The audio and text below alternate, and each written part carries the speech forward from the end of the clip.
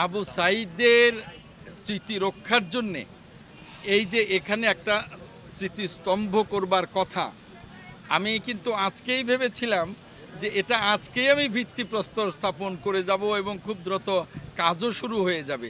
কিন্তু ভিসি সাহেব বললেন যে গত বছর কে বা কারা যেন ভিত্তিপ্রস্তর স্থাপন করে গেছে, ওর মধ্যে তার নামও নেই, কোনো পরিচয়ও নেই। এটা একটা বিভ্রান্তিকর। তারপরেও আমি ঢাকায় গিয়ে এই ভিত্তিপ্রস্তর যাতে তাড়াতাড়ি আমরা নির্মাণ শুরু করতে পারি এবং অতি তাড়াতাড়ি যাতে ভিত্তিপ্রস্তর নতুন করে স্থাপন করতে পারি, তার প্রক্রিয়া আমি ঢাকায় গিয়েই শুরু করব। কারণ আবু সাঈদ আমাদের চেতনা, আবু সাঈদ আমাদের চেতনা, আমাদের আন্দোলনের একজন অগ্রসেনা।